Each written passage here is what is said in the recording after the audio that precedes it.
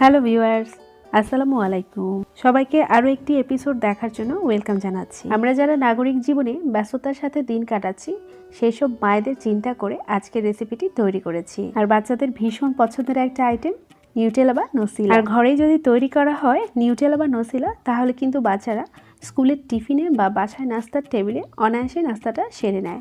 নসিলা তৈরি করার জন্য একটা ফ্রাই প্যানে আমি দিয়ে দিয়েছি 1 কাপের মতো চীনাবাদাম। সাধারণত আমরা যে নসিলাটা কিনে থাকি সেটা হ্যাসেলনাট দিয়ে তৈরি করা হয়, আর হ্যাসেলনাটটা আমাদের দেশে অ্যাভেলেবেল না, আর এর প্রাইসটাও কিন্তু অনেক বেশি।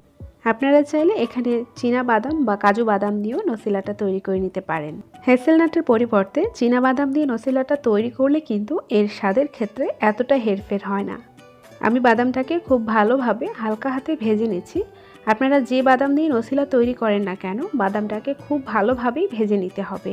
মিডিয়াম টু লো হিটে প্রায় 5 থেকে 6 মিনিটের মতো বাদামটাকে ভেজে নেওয়ার পর যখন দেখা যাবে যে বাদামের খোসাটা এইভাবে সেপারেট হয়ে গেছে, তখন বুঝে নিতে হবে যে বাদামটা ভাজা হয়ে গিয়েছে। আমি আপনাদের সুবিধার জন্য দেখিয়ে দিচ্ছি। জাস্ট এইভাবে বাদামটাকে ধরলেই কিন্তু এর খোসাটা ছাড়িয়ে যাচ্ছে। আর বাদামগুলোকে একটু ঠান্ডা করে হাত দিয়ে কচলে এইভাবে সব খোসা ছাড়িয়ে নেব। বাদামগুলোকে আমি ঠান্ডা করে এবার একটা ব্লেন্ডারের জাগে আমি সবগুলো বাদাম দিয়ে দিচ্ছি। আর খেয়াল রাখতে হবে ব্লেন্ডারের বোল্ট বা পাওয়ারটা যেন খুব ভালো মানের হয়ে থাকে। বাদামগুলোকে আমি প্রায় 2 মিনিটের মতো ব্লেন্ড করেছি। বাদামগুলো প্রায় গুঁড়ো হয়ে গেছে, আর বাদামের গুঁড়োগুলো অনেকটাই ভেজা ভেজা হয়ে গেছে বাদামের এক্সট্রা তেলের কারণে। এই বাদামগুলোকে আমি আবারও 2 থেকে 3 মিনিটের মতো ব্লেন্ড করে নিচ্ছি। 2 থেকে 3 মিনিটের মতো ব্লেন্ড করার পর বাদামের এক্সট্রা তেলের কারণেই কিন্তু বাদামটা এইভাবে পেস্ট হয়ে যাবে। আর বলে রাখা ভালো যে অবশ্যই ভালো মানের ব্লেন্ডার ইউজ করতে হবে, এতে করে নসিলার টেক্সচারটাও ভালো আসবে। আর এখানে অ্যাড করে দিচ্ছি প্রায় 1 কাপের মতো চিনি। আর এই চিনিটাকেও আমি ব্লেন্ডারে ভালো করে গুঁড়ো করে নিয়েছি। আপনারা চাইলে শিলপাটাও বেটে নিতে পারেন বা আইসিং সুগারটাও ইউজ করতে পারেন।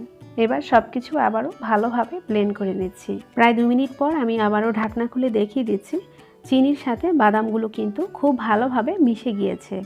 আর এতে অ্যাড করে দিচ্ছি 1/3 কাপের মতো কোকো পাউডার। আর হাতের কাছে কোকো পাউডার না থাকলে আপনারা চাইলে এখানে চকলেটও ইউজ করতে পারেন।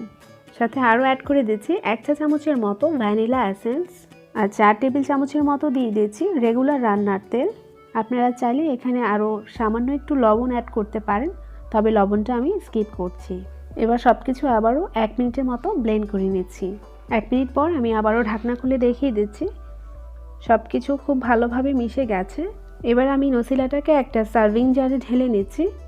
অনেক সময় ধরে নসিলাটাকে ব্লেন্ড করার কারণে ব্লেন্ডারে যে একটা হিট তৈরি হয়েছে, এর কারণে নসিলাটা কিন্তু বেশ পাতলা দেখা যাচ্ছে। আর নসিলাটাকে প্রায় 2 ঘন্টার জন্য নর্মাল ফ্রিজে রেখে দিলে এর কনসিস্টেন্সি কিন্তু একেবারে পারফেক্ট হয়ে যাবে। আর নসিলাটাকে এয়ারটাইট বক্সে বা যে কোনো কাচের কন্টেনারে রেখে দিতে পারেন। আর নসিলাটা যেহেতু ঘরে তৈরি আর এতে কোনো প্রিজারভেটিভ নেই, তাই এটাকে নর্মাল ফ্রিজে সংরক্ষণ করতে পারেন 1 মাসের মতো। আশা করছি আজকের রেসিপিটি ছোট বড় সবার অনেক ভালো লাগবে। আর রেসিপিটি ভালো লাগলে চ্যানেলটাকে সাবস্ক্রাইব করে পাশেই থাকবেন। আবারও নতুন কোনো রেসিপি নিয়ে হাজির হব ইনশাআল্লাহ। সেই সাথে সবাই ভালো থাকবেন, সুস্থ থাকবেন এই কামনা আজকের মতো বিদায় নিচ্ছি। আল্লাহ হাফেজ।